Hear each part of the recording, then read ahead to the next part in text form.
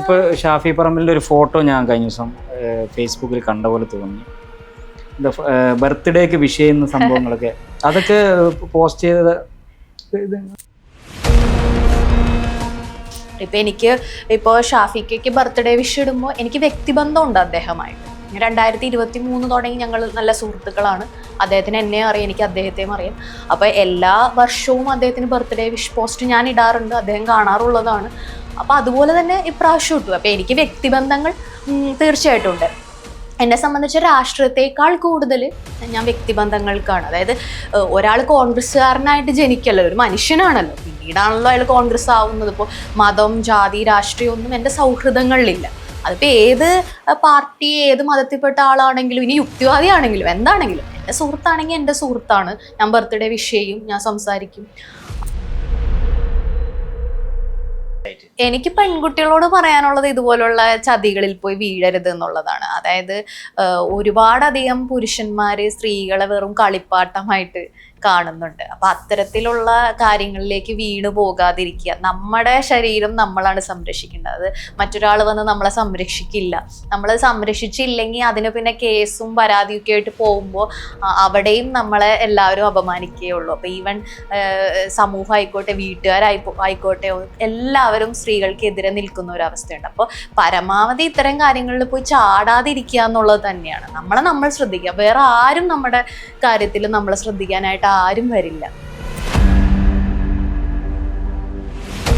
പിന്നെ സമൂഹത്തോട് പറയാനുള്ളത്, ഇങ്ങനെ ചെറിയ പ്രായത്തിലൊക്കെ പെൺകുട്ടികൾക്ക് പറ്റുന്ന ചതികളും പ്രശ്നങ്ങളെയൊക്കെ അതിനെയൊക്കെ ഒന്ന് സെൻസിറ്റീവായിട്ട് എടുക്കാൻ പഠിക്കുക. എന്തിനാണ് അവൾ പോയത് എന്നൊക്കെ ചോദിക്കുന്നതിനേക്കാൾ പെൺകുട്ടികളുടെ ചെറിയ പ്രായത്തിൽ ഉണ്ടാകുന്ന ചില മണ്ടത്തരങ്ങളാണ് ഉച്ചപ്രായത്തിൽ സംഭവിച്ചു പോകുന്ന, അല്ലെങ്കിൽ അവരെന്തെങ്കിലും ഒരു വിഷമത്തിലിരിക്കുമ്പോൾ ഒരാൾ വരുമ്പോൾ ഒരു കൈത്താങ്ങാകുന്നു, എനിക്ക് കൂടെ ഉണ്ടാവുമെന്ന് ചിന്തിച്ചൊക്കെ പറ്റുന്ന ചില മണ്ടത്തരങ്ങൾ. ഒരു മണ്ടത്തരം പറ്റുന്നത് തന്നെയാണ്. അതങ്ങനെ പറ്റാമോ എന്ന് ചോദിച്ചാൽ പറ്റാതിരിക്കുന്നതാണ് നല്ലത്. കാരണം ഈ സമൂഹം നമ്മളൊപ്പം നിൽക്കില്ല എന്നത്.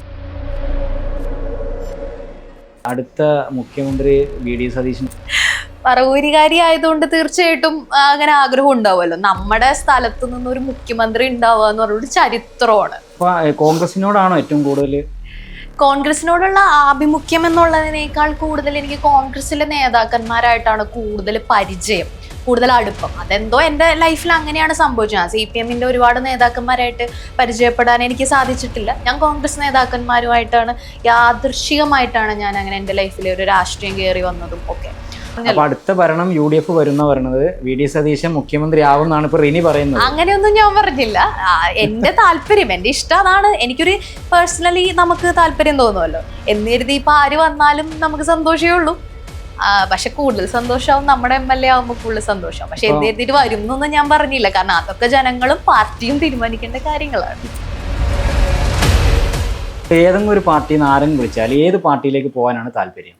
ഇല്ല, എല്ലാവർക്കും അറിയുന്നതാണല്ലോ കോൺഗ്രസ്. ഞാൻ ഈവൻ ഭാരത് ജോഡോ യാത്രയിൽ പോലും പങ്കെടുത്തിട്ടുള്ള ഒരാളാണ്. അപ്പൊ കോൺഗ്രസ് പാർട്ടിയാണ് കേട്ടോ. അല്ല, അനുഭാവിയാണ്, അത്രേ ഉള്ളൂ. ഒരു അനുഭാവി ആയിരുന്നു എന്ന് വേണമെങ്കിൽ പറയാം. അതിൽ നിന്ന് കുറെ തിക്താനുഭവങ്ങൾ ഉണ്ടായത് കൊണ്ടും ഒരു വിഷമമുണ്ട്. സത്യം പറഞ്ഞാൽ എനിക്ക് പാർട്ടി എന്നുള്ള ഒരു വിശ്വാസമൊക്കെ നഷ്ടപ്പെട്ടു പോകുന്ന ഒരു അവസ്ഥ കൂടി ഉണ്ടായിട്ടുണ്ട്. കാരണം നമ്മളിപ്പോൾ ഏത് പാർട്ടിയാണെങ്കിലും തെറ്റ് തന്നെയാണ്. ഇപ്പൊ ഏത് പാർട്ടിക്കാരനാണെങ്കിലും ഏത് പാർട്ടിയാണെങ്കിലും തെറ്റ് തന്നെയായിട്ടാണ്. അപ്പൊ അതിനോട് സമരസപ്പെടാൻ എനിക്ക് കഴിയില്ല. കേരള സ്റ്റോറി എന്ന് പറഞ്ഞിട്ടൊരു ബീഫിൻ്റെ ഒരു പ്രശ്നം ട്രെയിലർ ഇറങ്ങിയിട്ട് ഭയങ്കര പ്രശ്നമായിട്ടുകൊണ്ടിരിക്കുക. അപ്പോൾ അതുമായി ബന്ധപ്പെട്ട് കുറേ ചർച്ചകളൊക്കെ നടക്കുന്നുണ്ട്. നിർബന്ധിച്ച് ട്രെയിലറിൽ ബീഫ് കഴിക്കുന്ന സീനൊക്കെ കണ്ടിട്ടുണ്ടാവും. കണ്ടു. അതിനോട് എന്താണ് പറയാനുള്ളത്? അത് ആരുടെയെങ്കിലും ഭക്ഷണ കാര്യത്തിലൊക്കെ നിർബന്ധിക്കുന്നതോ അല്ലെങ്കിൽ കഴിക്കണ്ടെന്ന് പറയോ കഴിക്കണം എന്ന് പറയോ ഒന്നും ചെയ്യുന്ന ഒരു ഇതല്ല പലരും. ഇപ്പോൾ ചിലർ ഇപ്പോൾ പോർക്കിറച്ചി കഴിക്കാത്തവരുണ്ട്, ബീഫ് കഴിക്കാത്തവരുണ്ട്. അതൊക്കെ അവരുടെ ഇഷ്ടമാണ്. അതൊക്കെ ഓരോരുത്തരുടെ പേഴ്സണൽ റിലീജിയസ് ആയിട്ടും അല്ലാതെയൊക്കെ ഉള്ള അവരുടെ ഇഷ്ടങ്ങളാണ്. കഴിക്കണവർ കഴിച്ചോട്ടെ.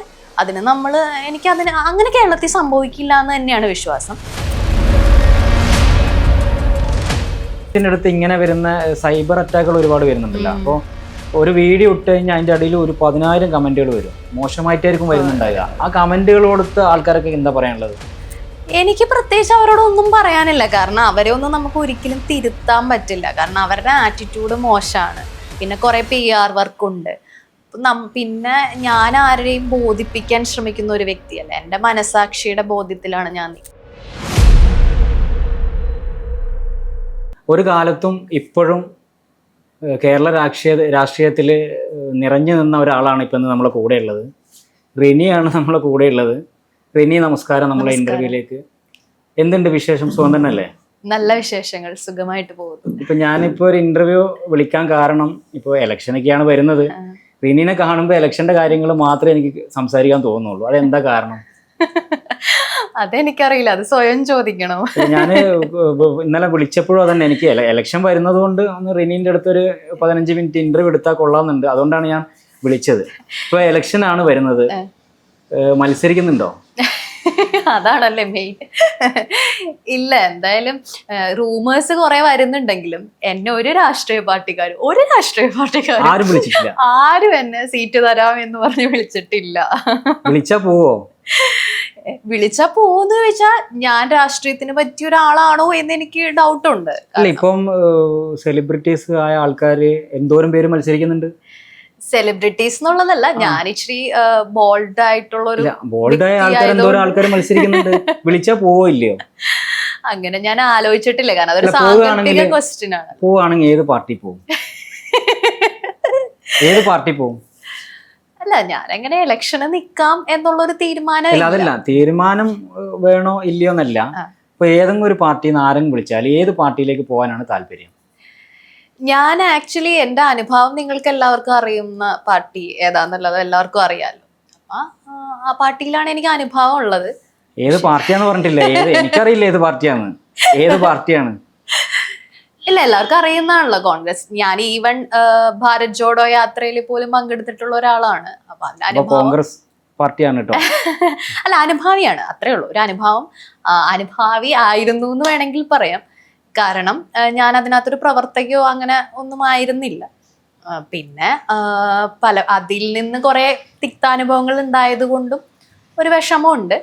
അപ്പോൾ അങ്ങനെ ഒരു പാർട്ടി എന്നുള്ള, സത്യം പറഞ്ഞാൽ എനിക്ക് പാർട്ടി എന്നുള്ള ഒരു വിശ്വാസമൊക്കെ നഷ്ടപ്പെട്ടു പോകുന്ന ഒരു അവസ്ഥ കൂടി ഉണ്ടായിട്ടുണ്ട്. കാരണം നമ്മളിപ്പോൾ ഏത് പാർട്ടിയാണെങ്കിലും തെറ്റ് തന്നെയാണ്. ഇപ്പൊ ഏത് പാർട്ടിക്കാരനാണെങ്കിലും ഏത് പാർട്ടിയാണെങ്കിലും തെറ്റ് തന്നെയായിട്ടാണ്.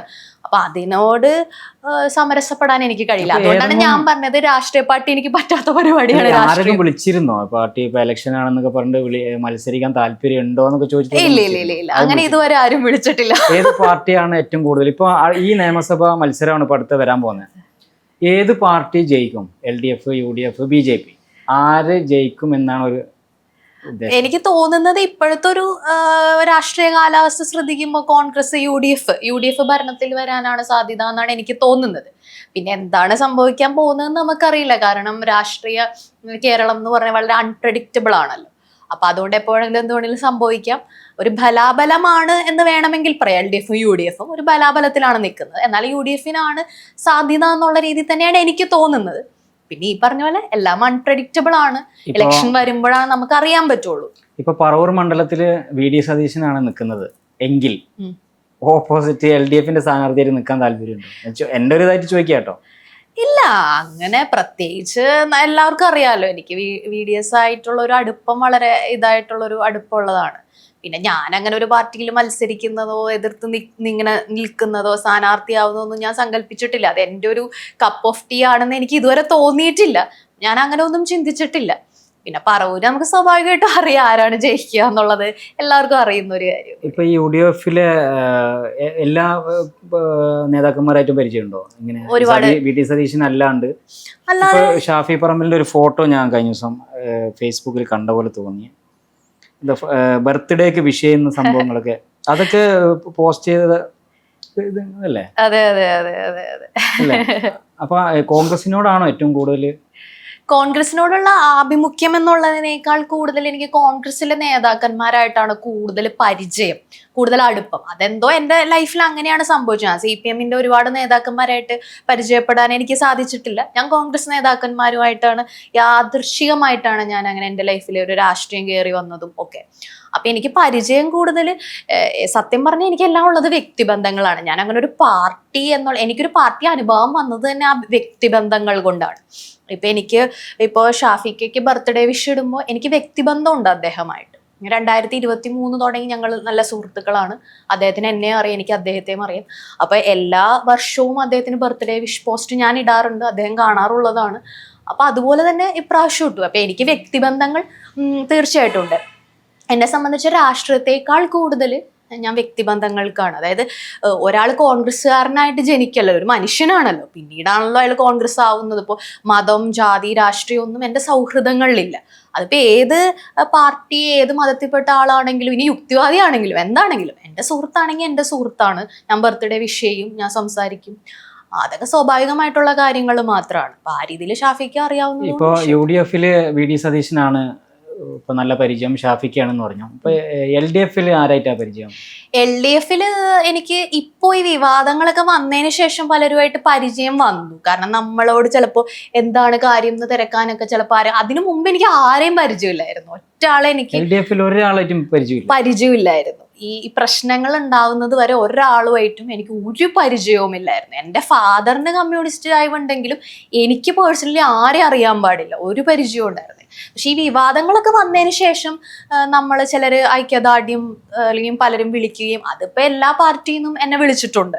നമ്മൾ പറയുന്നത് ശരിയാണെന്ന് വിചാരിക്കുന്ന ആളുകൾ പല പാർട്ടിയിൽ നിന്നും നമ്മളെ വിളിച്ചിട്ടുണ്ട്. അപ്പൊ ആ കൂട്ടത്തിൽ ഇവരും അങ്ങനെ എനിക്ക് കുറച്ച് പരിചയങ്ങൾ വന്നിട്ടുണ്ട്. അപ്പൊ എനിക്ക് CPM എനിക്ക് ഏറ്റവും ഇഷ്ടം ശൈലജ ടീച്ചറെയാണ്. എനിക്ക് ശൈലജ ടീച്ചറോട് ഭയങ്കര ഇഷ്ടമുള്ള ഒരാളാണ്. കാരണം അത്രയും നല്ലൊരു ലേഡിയാണ്, ഒരു സ്ത്രീരത്നം എന്നൊക്കെ പറയാൻ പറ്റും. നേരിട്ട് കണ്ടിട്ടുണ്ട്. ഞാനൊരു പറവൂരൊരു പരിപാടിയിൽ പ്രസംഗിക്കാനായിട്ട് എന്നെ ക്ഷണിച്ചിട്ടുണ്ടായിരുന്നു. അപ്പോൾ ആ പരിപാടിയിൽ അതിഥി ശൈലജ ടീച്ചറായിരുന്നു. അപ്പോൾ അങ്ങനെ അപ്പോൾ ഞാൻ ശൈലജ ടീച്ചറെ ഇഷ്ടമാണെന്ന് പറയുമ്പോൾ ഞാൻ കമ്മ്യൂണിസ്റ്റുകാരിയാണെന്ന് പറയും. അങ്ങനെയല്ല, അവര് മനുഷ്യരല്ലേ.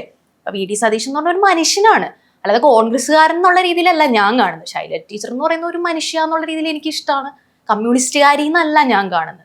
അതുപോലെ തന്നെയാണ് ഷാഫിക്ക്. എന്നെ സംബന്ധിച്ച് എനിക്ക് അറിയുന്ന ഒരാളാണ്, ഞാൻ വിഷുട്ടു, അത്രയേ ഉള്ളൂ. അതിനകത്ത് പാർട്ടി എന്നുള്ള രീതിയിലല്ല. പിന്നെ പാർട്ടി അനുഭവം വന്നത് ഈ പറഞ്ഞ പോലെ കുറെ പരിചയങ്ങൾ വന്നപ്പോൾ നമുക്കൊരു ഇഷ്ടം ഉണ്ടാവുമല്ലോ, അങ്ങനെ വന്നൊരു അനുഭവം. ഇലക്ഷൻ ആണല്ലോ വരുന്നത്. ഇലക്ഷനിൽ 140 മണ്ഡലമുണ്ട് കേരളത്തില്. ഇപ്പൊ LDF ആണ്. ഇപ്പം ഇനി അടുത്ത ഇലക്ഷനിൽ ആര് ജയിക്കുന്നതാണ് മനസ്സിലുള്ളത്? ആര് LDF ആണോ, UDF ആണോ, BJP ആണോ? പാർട്ടിയുമായി ബന്ധപ്പെട്ട് പോവുകയാണെങ്കിൽ, അല്ല ഈ പാർട്ടി ചായവില്ലെങ്കിലും കോൺഗ്രസിനോടാണ് അടുപ്പെന്ന് പറഞ്ഞല്ലോ. അപ്പോൾ ഏത് പാർട്ടിയിൽ ആരായിരിക്കും പിന്നെ ഈ അടുത്ത മുഖ്യമന്ത്രി ആരായിരിക്കും? അങ്ങനെ ഞാൻ എൻ്റെ ഒരു അഭിപ്രായം ചോദിച്ചാട്ടോ. ഇപ്പൊ റിനി കോൺഗ്രസുമായി ബന്ധപ്പെട്ട് അറിയുന്നുണ്ട്, കമ്മ്യൂണിസ്റ്റുകാരായിട്ട് ആരും പരിചയമില്ല എന്ന് പറഞ്ഞു. പിന്നെ ഇപ്പൊ കുറച്ച് പരിചയമുണ്ട്. ഇപ്പം പരിചയം, മുമ്പുള്ള വിവാദം ഒക്കെ ഒഴിച്ചാൽ ഇപ്പോഴുള്ള പരിചയം. അപ്പോ ആര് ഭരണത്തിൽ വരും? ഒരു കണക്കുകൂട്ടലില് BJP ആണോ, LDF ആണോ, UDF ആണോ? അത് ഞാൻ നേരത്തെ പറഞ്ഞല്ലോ, ഒരു രാഷ്ട്രീയ കാലാവസ്ഥ വെച്ച് നോക്കുമ്പോൾ UDF വരാനാണ് സാധ്യത എന്നാണ് എനിക്ക് തോന്നുന്നത്. ഞാൻ അങ്ങനെ വലിയ രാഷ്ട്രീയ വിദഗ്ധയൊന്നും അല്ല, എനിക്ക് അങ്ങനെ പ്രഡിക്റ്റ് ചെയ്യാനൊന്നും അറിയില്ല. ചിലരൊക്കെ പ്രഡിക്റ്റ് ചെയ്ത് അതുപോലെ തന്നെ സംഭവിക്കുന്നതുണ്ടല്ലോ, പക്ഷെ എനിക്ക് അങ്ങനെ ഒരു കഴിവൊന്നുമില്ല. പക്ഷെ എനിക്ക് തോന്നുന്നത് ഇപ്പോഴത്തെ രാഷ്ട്രീയ കാലാവസ്ഥയിൽ അങ്ങനെ ആയിരിക്കും എന്നാണ് എനിക്ക് തോന്നുന്നത്. പിന്നെ ഞാൻ പറഞ്ഞല്ലോ, എന്തൊക്കെ മാറ്റങ്ങൾ സംഭവിക്കും രാഷ്ട്രീയത്തിൽ നിന്നും നമുക്ക് പറയാൻ പറ്റില്ല. കാരണം അവസാന സമയങ്ങളിൽ ഉണ്ടാവുന്ന ഒരു ഇതാണ് ശരിക്കും ജനങ്ങൾ വോട്ട് ചെയ്യുന്നതിൽ ഏറ്റവും ഇമ്പോർട്ടൻ്റ് ആയിട്ട് വരുന്നത്. അപ്പം ഇനിയുള്ള ഡേയ്സ് ആണ് ഏറ്റവും ഇമ്പോർട്ടൻ്റ്. അപ്പം അതെന്ത് സംഭവിക്കും അറിയില്ല. ഇപ്പോഴത്തെ ഒരു രീതിയിൽ UDF ആയിരിക്കും എന്നാണ്. ഇപ്പോൾ LDF എന്തൊരു വ്യത്യസ്തതയാണ് UDF കണ്ടിട്ടുള്ളത്, തോന്നിയിട്ടുള്ളത്? അല്ല, അങ്ങനെ വ്യത്യസ്തത ഉള്ളത് കൊണ്ടല്ല, എനിക്കിങ്ങനെ പേഴ്സണലി കുറെ പരിചയങ്ങൾ വന്നപ്പോൾ തോന്നിയ ഒരു ഇഷ്ടം മാത്രമാണ്. അതല്ലാതെ പ്രത്യേകിച്ച് അങ്ങനെ രാഷ്ട്രീയമായിട്ട് ഞാൻ അങ്ങനെ ഒരു രാഷ്ട്രീയ പ്രവർത്തകയല്ല. അപ്പൊ പിന്നെ എനിക്ക് മഹാത്മാഗാന്ധിയോട് ഭയങ്കര ഒരു സ്നേഹമുണ്ട്, ഭയങ്കര ഒരു ഇഷ്ടമുണ്ട്. അപ്പൊ അതിന്റെ ഭാഗമായിട്ട് കോൺഗ്രസ് ആ മഹാത്മാഗാന്ധിയുടെ ആ ഒരു ഇതൊക്കെ ഐഡിയോളജീസ് ഒക്കെ ഇപ്പോഴത്തെ കോൺഗ്രസിനുണ്ടോ എന്ന് ചോദിച്ചാൽ, കേരള സ്റ്റോറി എന്ന് പറഞ്ഞിട്ടൊരു ബീഫിന്റെ ഒരു പ്രശ്നം ട്രailer ഇറങ്ങിയിട്ട് ഭയങ്കര പ്രശ്നമായിട്ടുകൊണ്ടിരിക്കുക. അപ്പോൾ അതുമായി ബന്ധപ്പെട്ട് കുറേ ചർച്ചകളൊക്കെ നടക്കുന്നുണ്ട്. നിർബന്ധിച്ച് ട്രailerൽ ബീഫ് കഴിക്കുന്ന സീനൊക്കെ കണ്ടിട്ടുണ്ടാവും. കണ്ടു. അതിനോട് എന്താണ് പറയാനുള്ളത്? അതിപ്പോൾ നമുക്കറിയാലോ, മുമ്പ് ബീഫ് നിരോധിക്കണം എന്നൊക്കെ പറഞ്ഞിട്ട് കേരളത്തിലൊക്കെ ഒരുപാട് പ്രശ്നങ്ങൾ ഉണ്ടായതാണ്, രാഷ്ട്രീയത്തിലൊക്കെ ഒരുപാട് പ്രശ്നങ്ങൾ ഉണ്ടായതാണ്. അതിനുശേഷം ഇവിടെ ചില പാർട്ടിക്കാർ ബീഫ് വിളമ്പി എല്ലാവർക്കും കൂടും, അങ്ങനത്തെ ഇതങ്ങളൊക്കെ നമ്മൾ വാർത്ത ചെയ്തിട്ടുണ്ട്. അതിനോട് എന്തെങ്കിലും പറയാനുണ്ടോ? ഈ ബീഫ്, ആ കേരള സ്റ്റോറി, ആ ട്രailerനോടോ അതിനോടൊന്നും പറയാനുണ്ടോ? അതായത് നമ്മുടെ കേരളത്തിന്റെ ഒരു പ്രധാനപ്പെട്ട ഒരു ഭക്ഷണമാണ്, ഒരു വിഭവമാണ് ബീഫും. ഞാൻ കഴിക്കാറുണ്ട്, എനിക്ക് ഇഷ്ടമാണ് ബീഫും പൊറോട്ടയും ഒരു പ്രധാനപ്പെട്ട വിഭവമാണ്. അപ്പോൾ നമ്മുടെ ഒരു ദേശീയ ഭക്ഷണം എന്നൊക്കെ വേണമെങ്കിൽ എനിക്ക് തോന്നുന്നു ഇവിടെ അങ്ങനെ എല്ലാ റിലീജിയൻസിലുള്ളവരും കഴിക്കാത്തവരും ഉണ്ടാവും തീർച്ചയായിട്ടും. പക്ഷെ പൊതുവിൽ ഹിന്ദുസും മുസ്ലിംസും ക്രിസ്ത്യൻസും ഒക്കെ കഴിക്കുന്ന ഒരു ഭക്ഷണം തന്നെയാണ് ബീഫ് എന്ന് പറയുന്നത്. അപ്പോൾ ഈ ട്രെയിലർ കണ്ടപ്പോൾ എനിക്ക് ശരിക്കും അതിന് അതിശയമായിട്ട് തോന്നി. കാരണം എന്താന്ന് വെച്ച് കഴിഞ്ഞാല് ഇതുവരെ കേൾക്കാത്ത ഒരു കാര്യമാണ് കേരള സ്റ്റോറി എന്ന പേര് ഇതുവരെ. ഇപ്പൊ ഇതിനു മുമ്പ് ഫസ്റ്റ് ഇറങ്ങുന്ന സമയത്ത് ഇപ്പം ചിലരൊക്കെ ഇങ്ങനെ ഇന്റർ കാസ്റ്റ് മാരേജ് ഒക്കെ ചെയ്തിട്ട് മറ്റു രാജ്യങ്ങളിൽ പോയ ചില 1-2 കേസുകളൊക്കെ നമുക്ക് പത്രത്തിൽ വന്നതൊക്കെ ആയിട്ട് അറിയാം. പക്ഷെ ഒരുപാട് കേസുകളൊന്നും ഇല്ലെങ്കിലും ചില സംഭവങ്ങളൊക്കെ ഉണ്ടായി എന്ന് വേണമെങ്കിൽ പറയാമെന്ന് പറയാം. പക്ഷെ ഇത് കേട്ടുകേൾവി പോലും ഇല്ലാത്തൊരു കാര്യമാണ്. അതായത് ഇങ്ങനെ ബീഫ് നിർബന്ധിച്ച് കഴിപ്പിക്കുന്നു എന്ന് പറഞ്ഞിട്ട് സിനിമയിലാണ് വന്നത്. ഇനി അത് കാലക്രമേണ ഇവിടെ കേരളത്തിലും അങ്ങനെ വന്നാൽ എന്തായിരിക്കും അവസ്ഥ? കഴിക്കാണ്ടിരിക്കും ആൾക്കാർ? എനിക്ക് തോന്നുന്നില്ല. മലയാളികൾക്ക് ബീഫ് കഴിക്കാൻ ഒരു പ്രത്യേക ഇഷ്ടമുള്ള എനിക്ക് തോന്നുന്നില്ല കേരളത്തിൽ അങ്ങനെ സംഭവിക്കുന്നു. അതായത് ആരെങ്കിലും നിർബന്ധിച്ച് ബീഫ് കഴിപ്പിക്കുമെന്നോ. ഇവിടെ എന്ന് വെച്ചാൽ അങ്ങനത്തെ പ്രശ്നങ്ങളൊന്നും ഉള്ള ഒരു സംസ്ഥാനമല്ല. ആരുടെയെങ്കിലും ഭക്ഷണ കാര്യത്തിലൊക്കെ നിർബന്ധിക്കുന്നതോ അല്ലെങ്കിൽ കഴിക്കണ്ടെന്ന് പറയോ കഴിക്കണം എന്ന് പറയോ ഒന്നും ചെയ്യുന്ന ഒരു ഇതല്ല. പലരും ഇപ്പൊ ചിലര് ഇപ്പൊ പോർക്കിറച്ചി കഴിക്കാത്തവരുണ്ട്, ബീഫ് കഴിക്കാത്തവരുണ്ട്. അതൊക്കെ അവരുടെ ഇഷ്ടമാണ്. അതൊക്കെ ഓരോരുത്തരുടെ പേഴ്സണൽ റിലീജിയസ് ആയിട്ടും അല്ലാതെയൊക്കെ ഉള്ള അവരുടെ ഇഷ്ടങ്ങളാണ്. കഴിക്കണവര് കഴിച്ചോട്ടെ. എനിക്കതിന് അങ്ങനെ കേരളത്തിൽ സംഭവിക്കില്ല എന്ന് തന്നെയാണ് വിശ്വാസം. പിന്നെ കേരളത്തിൽ നടക്കാത്ത ഒരു കാര്യം ആണ് ഒരു കേസ് പോലും എൻ്റെ അറിവിലില്ല കേട്ടോ. ഞാൻ ഇന്നേ വരെ ന്യൂസിലോ പത്രത്തിലോ ഒന്നും അങ്ങനെ ഒരു സംഭവം നിർബന്ധിച്ച് കഴിപ്പിച്ചു എന്ന് കണ്ടിട്ടില്ല. സിനിമയുടെ ട്രെയിലറിൽ വന്നിട്ടാണ്. അപ്പൊ ഇപ്പൊ സംവിധായകൻ പറയുന്നുണ്ട് അങ്ങനെ ഒരു സംഭവം കേരളത്തിലുണ്ടായിരുന്നു. പക്ഷെ എനിക്കറിയില്ല. അപ്പൊ അതുകൊണ്ട് അതൊക്കെ ഇപ്പൊ ഈ രാഷ്ട്രീയത്തിലേക്ക് നോക്കുമ്പോ അടുത്ത മുഖ്യമന്ത്രി VD സതീശനായിരിക്കും. നിങ്ങളുടെ നാട്ടുകാരനാണ്, പറവൂരുള്ള ആളാണ് ഇല്ലേ? അയൽവാസിയല്ലേ? അടുത്തല്ലേ? അടുത്ത തോന്നുന്നുള്ളൂ. വീട് അപ്പുറമായിട്ട് 1.5-2 കിലോമീറ്റർ ഡിഫറൻസ് ഉള്ളൂ. എനിക്കറിയാം. മുഖ്യമന്ത്രി ആയിരിക്കുമോ അടുത്തത്? പറവൂറുകാരി എന്നുള്ള നിലയിൽ മുഖ്യമന്ത്രി ആണെങ്കിൽ എന്ത് കേസ് വന്നാലും വാതിക്ക് തന്നെ പോയി പറയാലോ ഇല്ലേ? മുമ്പ് നടന്ന വിവാദങ്ങളൊക്കെ ഇങ്ങനെ ഫേസ്ബുക്കിലൂടെ പറയാണ്ട് അടുത്തന്നെ പോയി പറയാലോ. മുഖ്യമന്ത്രി ആകണം എന്ന് ആഗ്രഹമുണ്ടോ VD സതീശൻ? പറവൂരുകാരി ആയതുകൊണ്ട് തീർച്ചയായിട്ടും അങ്ങനെ ആഗ്രഹം ഉണ്ടാവുമല്ലോ. നമ്മുടെ സ്ഥലത്തു നിന്ന് ഒരു മുഖ്യമന്ത്രി ഉണ്ടാവുക എന്ന് പറഞ്ഞ ഒരു ചരിത്രമാണ്. ഈ കോൺഗ്രസ് ജയിച്ചു കഴിഞ്ഞാൽ VD സതീശൻ മുഖ്യമന്ത്രി ആവുമെന്ന് ഉറപ്പുണ്ടോ? അങ്ങനെ എനിക്കറിയില്ല. കാരണം അത് ജനങ്ങള് പിന്നെ പാർട്ടിയും തീരുമാനിക്കുന്ന പോലെ. ഞാൻ അതിനകത്ത് പാർട്ടി ആരെ തീരുമാനിക്കുന്നു നമുക്ക് അറിയില്ല. പക്ഷെ നമ്മുടെ ഒരു പേഴ്സണൽ ആഗ്രഹം എന്ന് പറഞ്ഞു കഴിഞ്ഞാൽ നമ്മുടെ MLA മുഖ്യമന്ത്രി ആവുന്നതിൽ വലിയൊരു സന്തോഷമുണ്ട്. അങ്ങനെ ആകണം എന്നാണ് ആഗ്രഹം. സോഷ്യൽ മീഡിയയിൽ ഓരോ എഴുതിയിട്ടുണ്ടാവും അടുത്ത മുഖ്യമന്ത്രി ആര്, ഇത്ര പോയിന്റ്. അതിൽ ഏറ്റവും കൂടുതൽ പോയിന്റ് ആയിരിക്കും പിണറായി വിജയൻ, രമേശ് ചെന്നിത്തല, VD സതീശൻ, നമ്മളെ BJPയുടെ രാജീവ് ചന്ദ്രശേഖർ. ഇവരുടെ ഏറ്റവും കൂടുതൽ കൂടെയുള്ള മുഖ്യമന്ത്രിയായിട്ട് ആരായിരിക്കും മനസ്സിൽ തോന്നുന്നവരായിരിക്കും? സതീശൻ തന്നെയാണ്. പിന്നെ അങ്ങനെ അത് പിന്നെ നമുക്ക് ഏറ്റവും അടുപ്പമുള്ള, ഞാൻ എൻ്റെ സ്വന്തം പിതാവിനെ പോലെ കാണുന്ന ഒരു വ്യക്തിയാണ് അദ്ദേഹം. പിന്നെ അദ്ദേഹം നമ്മുടെ MLA ആണ്. അപ്പൊ പിന്നെ തീർച്ചയായിട്ടും പേഴ്സണലി അങ്ങനെയാണ്. പിന്നെ ജനങ്ങൾ ആദ്യം തീരുമാനിക്കണം ആര് ഭരണത്തിൽ വരണമെന്ന്, പിന്നെ പാർട്ടി തീരുമാനിക്കണം. അത് ഒക്കെ കഴിഞ്ഞ് വരുമെന്ന് പ്രതീക്ഷിക്കും. രാഷ്ട്രീയം കുറച്ചങ്ങ് മാറ്റി വെക്കുക. ഇപ്പൊ ഇനി എന്താ പാഷൻ എന്താ? ഇപ്പൊ എന്തായിട്ടാണ് ചെയ്യുന്നത്? ഇപ്പൊ സിനിമയുണ്ടോ? ഇപ്പൊ ഞാൻ ആക്ച്വലി കുറെ കാര്യങ്ങൾ ചെയ്തുകൊണ്ടിരിക്കുകയായിരുന്നു. പിന്നെ വിവാദങ്ങൾ വെച്ചാൽ വിവാദങ്ങൾ അവിടെ ഒരു ഭാഗത്തുണ്ട്. അത് കേസും കാര്യങ്ങളൊക്കെ ആയിട്ട് അങ്ങനെ നിൽക്കട്ടെ. അതല്ല എനിക്ക് കേസൊന്നുമില്ല കേട്ടോ. ആ ഒരു ലെവലിൽ അങ്ങനെ നിൽക്കുകയാണെങ്കിൽ അത് കഴിച്ചാൽ വേറെ ഇപ്പൊ എന്താണ് വർക്ക്? ഇപ്പം ആക്ടിങ് ആണോ, ആങ്കറിങ് ആണോ? ഞാൻ ആങ്കറും മോഡലും ഡാൻസറും ഒക്കെ എല്ലാം ചെയ്തിരുന്ന ഒരാളാണ്. ലാസ്റ്റ് ഇപ്പോൾ 9 Months കുഞ്ഞൂട്ടൻ എന്ന് പറഞ്ഞിട്ട് മൂവിയിൽ ആക്ട് ചെയ്തിട്ടുണ്ട്. ഇനി ഇപ്പൊ ഈ വിവാദങ്ങളുടെ ഇടയിലായതുകൊണ്ട് എന്റെ കരിയർ ഫോക്കസ് ഇത്തിരി കുറഞ്ഞിട്ടുണ്ട്. നമുക്ക് അതിനെ ഫോക്കസ് ചെയ്യാൻ അധികം പറ്റിയിട്ടില്ല. അപ്പൊ അതുകൊണ്ട് ഇനി കരിയറിലേക്ക് ഫോക്കസ് ചെയ്തുകൊണ്ട് സിനിമയിലേക്ക് തന്നെ പോകണം എന്നുള്ളതാണ്. ഒരെണ്ണം ചെയ്തു, 9 Months കുഞ്ഞൂട്ടൻ. നമ്മളങ്ങനെ വലിയ റോളൊന്നും അല്ല, ചെറിയ റോളാണ്. ഗിന്നസ് പക്രു ചേട്ടനാണ് അതില് നായകൻ. അത്യാവശ്യം നല്ല രീതിയിൽ ശ്രദ്ധ കിട്ടിയ ഒരു സിനിമ. നമ്മളൊരു സുഹൃത്തും കൂടിയാണ്. എന്താ പുള്ളിയുടെ ലൊക്കേഷനിൽ അതൊക്കെ എങ്ങനെയായിരുന്നു? അയ്യോ ഭയങ്കര രസമായിരുന്നു. സത്യം പറഞ്ഞു കഴിഞ്ഞാൽ ഞങ്ങള് ഈ പ്രൊമോഷൻ സമയത്തൊക്കെ ഒരുപാട് ട്രാവലൊക്കെ ചെയ്യുന്നു. അപ്പൊ കൂടുതലും ഞാൻ പക്രു ചേട്ടന്റെ വണ്ടിയിലാണ് ട്രാവൽ ചെയ്തിരിക്കുന്നത്.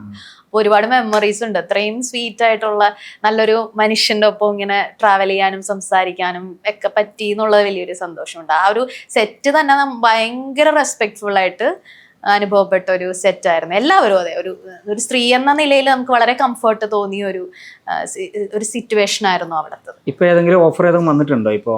ഇല്ല, ഇപ്പൊ അങ്ങനെ ഓഫറുകളൊന്നും ഇനാഗ്രേഷൻ വല്ലതും പോയിരുന്നു? ഞാൻ ഇനാഗുറേഷൻസിന് അല്ലെങ്കിലും പോകാറുണ്ട് ഇടയ്ക്ക് ഇങ്ങനെ. പേയ്മെന്റിൽ വിളിക്കുന്നത് ആണ്. പിന്നെ ചിലപ്പോ പരിചയക്കാര് വഴിക്ക് ചിലപ്പോ നമുക്ക് വളരെ സൗഹൃദമുള്ളവര് ചിലപ്പോ അങ്ങനെ പോവാറുണ്ട്. അങ്ങനെയൊക്കെ ഇനാഗുറേഷൻസ് ചെയ്യാറുണ്ട്. ഞാൻ ആദ്യം ഈ പ്രശ്നങ്ങൾ ഉണ്ടാവുന്നതിന് മുമ്പ് തന്നെ ഒത്തിരി ഇനാഗുറേഷൻസും കാര്യങ്ങളും ഈ ഓൺലൈൻ ചാനൽസിലൊക്കെ ഒത്തിരി വന്നിരുന്നു. അപ്പൊ പിന്നീടും ഇപ്പോഴും അതൊക്കെ ചെയ്യുന്നുണ്ട്. എങ്ങനെ പോകുന്നു? വിവാദങ്ങളിലേക്കൊന്നും സംസാരിക്കണ്ടെന്ന് പറഞ്ഞു, അതേ പറഞ്ഞു അത് വിവാദങ്ങളിലേക്ക് സംസാരിക്കണ്ടെന്ന്. ഇപ്പോൾ ആ വിവാദങ്ങൾ കഴിഞ്ഞതിന് ശേഷം നല്ലതായിരുന്നോ മോശമായിരുന്നോ? ഇങ്ങനെയൊന്നും പറയേണ്ടിയിരുന്നില്ല എന്ന് തോന്നിയോ, അല്ലെങ്കിൽ നല്ലതാണെന്ന് തോന്നിയോ? എന്താണ് അതിന് പറയാനുള്ളത്? എനിക്ക് പ്രത്യേകിച്ച് ഒന്നും തോന്നുന്നില്ല. ഇതൊക്കെ ലൈഫിന്റെ ഒരു പാർട്ടാണ്. ഞാനിപ്പോ ഒരു ഇന്റർവ്യൂവിൽ എൻ്റെ ഒരു ഈ വിഷമം, എൻ്റെ ഒരു ബുദ്ധിമുട്ട് ഞാൻ സംസാരിച്ചു, അതെങ്ങനെയോ വൈറലായി. പ്രത്യേകിച്ച് നല്ലതായിരുന്നു എന്നോ ചീത്തയായിരുന്നു എന്നൊന്നും ഞാൻ കരുതുന്നില്ല. അതെൻ്റെ ഒരു നിയോഗമായിരിക്കാം ഒരുപക്ഷെ സമൂഹത്തിന്റെ മുന്നിൽ അങ്ങനെ സംസാരിക്കേണ്ടി വന്നു എന്നുള്ളത്. അതിൽ പ്രത്യേകിച്ച് ഞാനങ്ങനെ ഹാപ്പിയാണ്. കാരണം ഇപ്പൊ ചിലപ്പോൾ നമ്മളിങ്ങനെ ബോൾഡായിട്ട് സംസാരിച്ചത് കൊണ്ട് തന്നെ വ്യക്തിത്വമുള്ളൊരു വ്യക്തിയാണ് എന്ന് ഉള്ളത് കൊണ്ട് തന്നെ ചിലപ്പോൾ നമുക്ക് ഓഫറുകളൊക്കെ നഷ്ടപ്പെട്ടേക്കാം, നമ്മളാണെങ്കിൽ ശരിയാവില്ല എന്ന് ചിന്തിക്കുന്നവരുണ്ടാകാം. പക്ഷെ എന്നാലും ഞാൻ വളരെ ഹാപ്പിയാണ്. കാരണം എനിക്കറിയാം ഈ സമൂഹം എങ്ങനെയാണ് ബോൾഡായിട്ടുള്ളവരെ അല്ലെങ്കിൽ വ്യക്തിത്വമുള്ള സ്ത്രീകളെ എങ്ങനെയാണ് കാണുന്നതെന്നൊക്കെ എനിക്ക് നേരത്തെ തന്നെ അറിയാം. അപ്പൊ അതുകൊണ്ട് ഞാനിനി അങ്ങനെ തന്നെ മുന്നോട്ട് പോകാനാണ് ഉദ്ദേശിച്ചത്. ഈ വിവാദം വരുന്നതിന്റെ മുന്നോ അല്ലെങ്കിൽ അതിന് ശേഷമോ ഈ സിനിമയിൽ നിന്ന് വല്ല ചാൻസ് വല്ലതും വന്നിരുന്നോ? അത് ഈ വിവാദം വന്നതിന് ശേഷം മാറിപ്പോ അങ്ങനെ വല്ലതും ഉണ്ടായോ? ഇതിപ്പോ നമ്മൾ ആ വിവാദ ആളല്ലേ, അവർക്ക് റോള് കൊടുക്കണ്ട, അങ്ങനെയുള്ള സംഭവങ്ങൾ വല്ലതും ഉണ്ടായിട്ടില്ല? അങ്ങനെ പേഴ്സണലി, അതായത് നമ്മളോട് പേഴ്സണലി ആരും വിളിച്ച് അങ്ങനെ ഒരു സംഭവം ഒന്നും ഉണ്ടായിട്ടില്ല. പിന്നെ ചിലരൊക്കെ പറഞ്ഞു അത്ര ശരിയാവൂല എന്നൊക്കെ ചിലര് പറയുന്നുണ്ട് എന്നൊക്കെ ഇങ്ങനെ കേട്ട് നഷ്ടപ്പെട്ടു. അങ്ങനെ ശരിയാവൂല, അവർക്ക് അത് ഇത് കൊടുക്കണ്ട, അങ്ങനെയൊക്കെ പറയുന്ന ചില ഇതൊക്കെ ഉണ്ടായിട്ടുണ്ട് എന്ന് പറയും. പൊതുവിൽ ഇങ്ങനെ നമ്മളൊരു ബോൾഡായിട്ട് സംസാരിക്കുമ്പോൾ അല്ലെങ്കിൽ ഒരു വിക്ടിം ആവുന്നവരെയൊക്കെ സമൂഹം അങ്ങ് മാറ്റി നിർത്തുന്ന ഒരു രീതിയാണ് കാണുന്നത്. ഇങ്ങനെ നമ്മൾ ഓരോ കാര്യങ്ങൾ പറയുമ്പോൾ സമൂഹത്തിന്റെ അടുത്ത് ഇങ്ങനെ വരുന്ന സൈബർ അറ്റാക്കുകൾ ഒരുപാട് വരുന്നുണ്ടല്ലോ. അപ്പോൾ ഒരു വീഡിയോ ഇട്ട് കഴിഞ്ഞാൽ അതിന്റെ അടിയിൽ ഒരു 10,000 കമന്റുകൾ വരും. മോശമായിട്ടായിരിക്കും വരുന്നുണ്ടാകുക. ആ കമന്റുകൾ കൊടുത്ത് ആൾക്കാരൊക്കെ എന്താ പറയാനുള്ളത്? എനിക്ക് പ്രത്യേകിച്ച് അവരോടൊന്നും പറയാനില്ല. കാരണം അവരെ ഒന്നും നമുക്ക് ഒരിക്കലും തിരുത്താൻ പറ്റില്ല. കാരണം അവരുടെ ആറ്റിറ്റ്യൂഡ് മോശമാണ്. പിന്നെ കുറെ PR വർക്കുണ്ട്.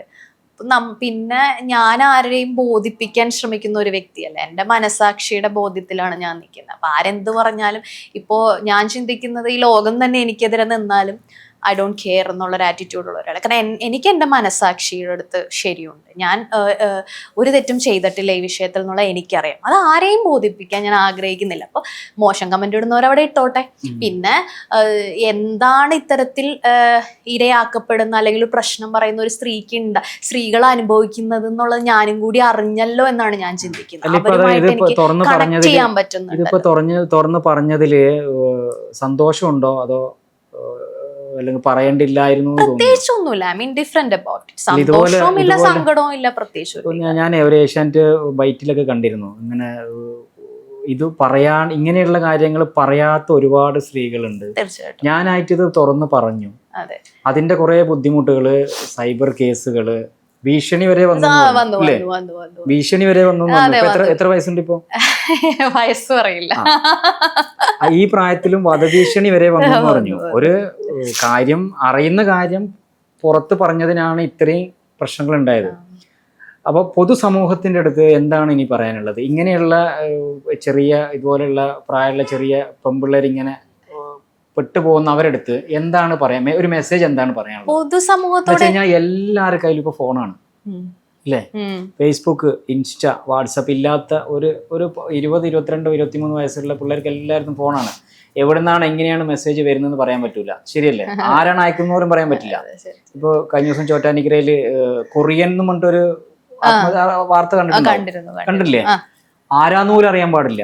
ആത്മഹത്യ ചെയ്തു ആള് പോയിന്റ്. ഇങ്ങനെ സൈബറിൽ ഒരുപാട് പ്രശ്നങ്ങൾ നടക്കുമ്പോൾ ഇതുപോലെയുള്ള ചെറിയ പ്രായമായി വരുന്ന പെമ്പിള്ളേരെടുത്ത് എന്ത് മെസ്സേജാണ് പറയാനുള്ളത് ലാസ്റ്റ് ആയിട്ട്? എനിക്ക് പെൺകുട്ടികളോട് പറയാനുള്ളത് ഇതുപോലുള്ള ചതികളിൽ പോയി വീഴരുത് എന്നുള്ളതാണ്. അതായത് ഒരുപാടധികം പുരുഷന്മാര് സ്ത്രീകളെ വെറും കളിപ്പാട്ടമായിട്ട് കാണുന്നുണ്ട്. അപ്പൊ അത്തരത്തിലുള്ള കാര്യങ്ങളിലേക്ക് വീണു പോകാതിരിക്കുക. നമ്മുടെ ശരീരം നമ്മളാണ് സംരക്ഷിക്കേണ്ടത്. അത് മറ്റൊരാൾ വന്ന് നമ്മളെ സംരക്ഷിക്കില്ല. നമ്മൾ സംരക്ഷിച്ചില്ലെങ്കിൽ അതിന് പിന്നെ കേസും പരാതിയൊക്കെ ആയിട്ട് പോകുമ്പോൾ അവിടെയും നമ്മളെ എല്ലാവരും അപമാനിക്കുകയുള്ളൂ. അപ്പൊ ഈവൻ സമൂഹം ആയിക്കോട്ടെ, ആയിക്കോട്ടെ, എല്ലാവരും സ്ത്രീകൾക്കെതിരെ നിൽക്കുന്ന ഒരു അവസ്ഥയുണ്ട്. അപ്പോൾ പരമാവധി ഇത്തരം കാര്യങ്ങളിൽ പോയി ചാടാതിരിക്കുക എന്നുള്ളത് തന്നെയാണ്. നമ്മൾ ശ്രദ്ധിക്കുക. വേറെ ആരും നമ്മുടെ കാര്യത്തിൽ നമ്മളെ ശ്രദ്ധിക്കാനായിട്ട് ആരും വരില്ല. നമ്മളെ ശ്രദ്ധിക്കുക എന്നുള്ളതാണ് എനിക്ക് പെൺകുട്ടികളോട് പറയാനുള്ളത്. പിന്നെ സമൂഹത്തോട് പറയാനുള്ളത്, ഇങ്ങനെ ചെറിയ പ്രായത്തിലൊക്കെ പെൺകുട്ടികൾക്ക് പറ്റുന്ന ചതികളും പ്രശ്നങ്ങളെയൊക്കെ അതിനെയൊക്കെ ഒന്ന് സെൻസിറ്റീവായിട്ട് എടുക്കാൻ പഠിക്കുക. എന്തിനാണ് അവള് പോയത് എന്നൊക്കെ ചോദിക്കുന്നതിനേക്കാൾ പെൺകുട്ടികളുടെ ചെറിയ പ്രായത്തിൽ ഉണ്ടാകുന്ന ചില മണ്ടത്തരങ്ങളാണ് കൊച്ചുപ്രായത്തിൽ സംഭവിച്ചു പോകുന്ന, അല്ലെങ്കിൽ അവരെന്തെങ്കിലും ഒരു വിഷമത്തിൽ ഇരിക്കുമ്പോൾ ഒരാൾ വരുമ്പോൾ ഒരു കൈത്താങ്ങാകുന്നു, എനിക്ക് കൂടെ ഉണ്ടാവും എന്ന് ചിന്തിച്ചൊക്കെ പറ്റുന്ന ചില മണ്ടത്തരം. അതൊരു മണ്ടത്തരം പറ്റുന്നത് തന്നെയാണ്. അതങ്ങനെ പറ്റാമോ എന്ന് ചോദിച്ചാൽ പറ്റാതിരിക്കുന്നതാണ് നല്ലത്. കാരണം ഈ സമൂഹം നമ്മളൊപ്പം നിൽക്കില്ല എന്നുള്ളത്. അപ്പൊ സമൂഹം ഭയങ്കര ഇൻസെൻസിറ്റീവ് ആണ് ഇത്തരം കാര്യങ്ങൾ. അത് അനുഭവിച്ച ഒരാളും കൂടിയാണ്. എങ്ങനെ? അല്ല, സമൂഹം ഇങ്ങനെ നിൽക്കില്ല എന്ന് പറഞ്ഞില്ലേ? സമൂഹം അത് പിന്നെ എനിക്ക് നേരത്തെ അറിയാം. ഞാൻ ചെറുപ്പത്തിൽ തന്നെ മനസ്സിലാക്കിയിട്ടുള്ള ഒരു കാര്യമാണ്. ഭയങ്കര ബോൾഡും വ്യക്തിത്വമുള്ള സ്ത്രീകളെ അംഗീകരിക്കുന്ന ഒരു സമൂഹം അല്ല നമ്മുടെ കേരള സമൂഹം. നമ്മുടെ കേരള സമൂഹം സ്ത്രീ വിരുദ്ധമാണെന്ന് ഞാൻ ഒരിക്കലും പറയില്ല. സ്ത്രീകളെ ഒരുപാട് സപ്പോർട്ട് ചെയ്യുന്ന പല കാര്യങ്ങളും കേരളത്തിൽ നടക്കുന്നുണ്ട്. പക്ഷെ ബോൾഡായിട്ടുള്ള, സ്വന്തം ഡിസിഷൻസ് ഉള്ള, വ്യക്തിത്വമുള്ള, സ്വന്തം ഇഷ്ടപ്രകാരം വസ്ത്രം ധരിക്കുന്ന പോലെയുള്ള സ്ത്രീകളെ അംഗീകരിക്കുന്ന ഒരു സമൂഹമായിട്ടില്ല ഇപ്പോഴും കേരളം എന്നുള്ളത് തന്നെയാണ് എൻ്റെ ഒരു അഭിപ്രായം. ഇപ്പൊ സിനിമയിലേക്ക് വരികയാണെങ്കിൽ ഇപ്പം ആരെ കൂടെ അഭിനയിക്കാനാണ് മലയാള സിനിമയിൽ ആഗ്രഹം? ഞാൻ അങ്ങനെ ആരിലും ഫാസിനേറ്റഡ് ആവുന്ന ഒരാളല്ല. പ്രത്യേകിച്ച് എൻ്റെ ലൈഫ് എക്സ്പീരിയൻസിൽ തന്നെ ഞാൻ മനസ്സിലാക്കിയിട്ടുള്ളത് മിന്നുന്നതെല്ലാം പൊന്നല്ല എന്നുള്ളത് തന്നെയാണ്. അതായത് ഭയങ്കര ഫാസിനേഷൻ എനിക്ക് ആരോടും ഇല്ല, ഒന്നിനോടും ഇല്ല. ഏറ്റവും ഇഷ്ടപ്പെട്ട മലയാളത്തിലെ നടന്മാരെ ആരാ? അങ്ങനെ പ്രത്യേകിച്ച് എനിക്ക് അങ്ങനെ ഒരു പേഴ്സണൽ ഫേവറേറ്റ് ഒന്നുമില്ല. അതൊരു സിനിമ നമ്മൾ കാണുമ്പോൾ നമുക്ക് ചിലരോട് ആ അഭിനയത്തിൽ നമുക്ക് ഇഷ്ടം തോന്നും എന്നല്ലാതെ. അപ്പൊ എന്നെ സംബന്ധിച്ച് നല്ല കഥാപാത്രങ്ങൾ ചെയ്യാൻ പറ്റുമോ, നല്ല സിനിമകളുടെ ഭാഗമാകാൻ പറ്റുമോ, നല്ല ബാനറുകളുടെ ഭാഗമാകാൻ പറ്റുമോ, അതല്ലാതെ ഇന്ന നടന്റെ ഒപ്പം അഭിനയിക്കണം അങ്ങനെ ഞാൻ ക്രേസി അല്ല. ഞാൻ ഒരിക്കലും ക്രേസി മനസ്സിലുണ്ടാവില്ലേ? ഇപ്പം എനിക്ക് മമ്മൂട്ടിനെ ഇഷ്ടമാണ്, അല്ലെങ്കിൽ മോഹൻലാലിനെ ഇഷ്ടമാണ്, അങ്ങനെ ഉണ്ടാവില്ലേ? എനിക്ക് എല്ലാവരെയും ഇഷ്ടമാണ്. ഇപ്പൊ എനിക്ക് മമ്മൂക്കേനെ ഇഷ്ടമാണ്, ഈ പറയുന്ന ലാലേട്ടനെ ഇഷ്ടമാണ്, എല്ലാവരും ഇഷ്ടമാണ്. പക്ഷെ എന്ന് കരുതിയിട്ട് നമ്മൾ അഭിനയിക്കുക എന്ന് പറയുന്നത് നമ്മൾ ആ കഥാപാത്രത്തെ ചെയ്യുക എന്നുള്ളതാണല്ലോ. അപ്പോൾ ആ കഥാപാത്രം നന്നായിട്ട് ചെയ്യുക എന്നുള്ളത്, എവിടെയാണെങ്കിലും നമ്മുടെ പാട്ട് നന്നായി ചെയ്യുക എന്നുള്ളത്. അപ്പോൾ ആരുടെ കൂടെ അഭിനയിക്കാൻ പറ്റിയാലും സന്തോഷമേ ഉള്ളൂ. പ്രത്യേകിച്ച് അങ്ങനെ. അപ്പൊ ഇന്റർവ്യൂ വൈൻഡപ്പ് ചെയ്യുന്നതിന് മുമ്പ് 2 കാര്യങ്ങളോട് ചോദിക്കുകയുള്ളൂ. എന്തായാലും മത്സരിക്കാൻ താല്പര്യമില്ലെന്ന് പറഞ്ഞു. മത്സരിക്കാൻ താല്പര്യമില്ല ഇല്ലല്ലേ? രാഷ്ട്രീയത്തിലേക്കില്ല. രാഷ്ട്രീയം ഇഷ്ടമാണ്, പക്ഷെ നമ്മള് ജനങ്ങൾ അംഗീകരിക്കുമോ എന്നുള്ള ഒരു സംശയമുണ്ട്. നിന്നിട്ട് തോറ്റുകൊണ്ടല്ലോ ജനങ്ങൾ. അപ്പൊ ആരെ കൂടെ പോകാനാ താല്പര്യം? അത് ഞാൻ അതിന്റെ ഉത്തരം നേരത്തെ പറഞ്ഞു. UDF. ഞാൻ നേരത്തെ പറഞ്ഞു അതിന്റെ ഉത്തരം. എനിക്ക് അങ്ങനെ പ്രത്യേകിച്ച് ഞാൻ പറഞ്ഞു. അടുത്ത ഭരണം UDF വരുന്ന പറയുന്നത് VD സതീശൻ മുഖ്യമന്ത്രി ആവുന്നാണ് ഇപ്പൊ റിനി പറയുന്നത്. അങ്ങനെയൊന്നും ഞാൻ പറഞ്ഞില്ല. എന്റെ താല്പര്യം, എന്റെ ഇഷ്ടം അതാണ്. എനിക്കൊരു പേഴ്സണലി നമുക്ക് താല്പര്യം തോന്നുമല്ലോ എന്ന് കരുതി ഇപ്പൊ ആര് വന്നാലും നമുക്ക് സന്തോഷമേ ഉള്ളൂ. പക്ഷെ കൂടുതൽ സന്തോഷമാവും നമ്മുടെ MLA ആവുമ്പോൾ കൂടുതൽ സന്തോഷമാവും. പക്ഷെ എന്ത് കരുതിയിട്ട് വരും എന്നൊന്നും ഞാൻ പറഞ്ഞില്ല. കാരണം അതൊക്കെ ജനങ്ങളും പാർട്ടിയും തീരുമാനിക്കേണ്ട കാര്യങ്ങളാണ്. ഇപ്പോ LDF സർക്കാർ 10 വർഷം തയ്ക്കാൻ പോവാണ്. 15ാമത്തെ വർഷത്തിലേക്ക് കടക്കുകയാണ് ജയിച്ചാൽ. അപ്പൊ അതിനോട് എന്താണ് പറയാനുള്ളത്? 15ലേക്ക് എത്തിക്കഴിഞ്ഞാൽ ഇപ്പം അറിയാലോ, പെൻഷനൊക്കെ LDF ആണ്. 2000 രൂപയ്ക്കാണ് ഇപ്പൊ പെൻഷൻ കൊടുക്കുന്നത്. അല്ല, എനിക്കങ്ങനെ ഇപ്പൊ LDF വന്നാലും അത് ജനങ്ങളല്ലേ തീരുമാനിക്കുക. LDF വന്നാലും നമുക്ക് അങ്ങനെ ഇല്ല. LDF വന്നാലും സന്തോഷമുള്ളൂ, UDF വന്നാലും സന്തോഷമേ ഉള്ളൂ. അങ്ങനെ പ്രത്യേകിച്ച് അത് ജനങ്ങളാണ് തീരുമാനിക്കണേ. എനിക്ക് പ്രത്യേകിച്ച് അങ്ങനെ ഒരു അഭിപ്രായമില്ല. ഷാഫി ഖാന്റെ അടുത്ത് എത്ര വർഷമായിട്ട് പരിചയമുണ്ട്? ഷാഫി ഖാനെ 2023 തുടങ്ങി അറിയാം. 2023 എങ്ങനെ പരിചയപ്പെടുന്നവരൊക്കെ? ഷാഫിഖിനെ ഏതൊരു പരിപാടിക്ക് വെച്ച് കണ്ട് അങ്ങനെ പരിചയപ്പെട്ട. ആക്ച്വലി എൻ്റെ ഒരു പ്രോഗ്രാമിൻ്റെ, ഞാനൊരു പ്രോഗ്രാം ആങ്കർ ആയിരുന്നു ഏഷ്യാനെറ്റ് ന്യൂസിൽ. അപ്പം അതിൽ അതിഥിയായിട്ട് പുള്ളീനെ ഗസ്റ്റായിട്ട് കിട്ടുമോ അറിയാൻ വേണ്ടി എൻ്റെ ഒരു കോമൺ ഫ്രണ്ട് വഴിയാണ് പുള്ളിയായിട്ട് പരിചയപ്പെട്ടത്. കാരണം നമുക്ക്, പക്ഷെ അത് നടന്നില്ല. അങ്ങനെ എന്തായാലും കുറേ നേരം സംസാരിച്ചു, കുറേ കാര്യങ്ങൾ കേട്ടു, 2 പേരും സംസാരിച്ചു. അപ്പോൾ ഇത്ര നേരം നമ്മളോട് സംസാരിച്ചതിന് ഒരുപാട് നന്ദിയുണ്ട്. Thank you so much.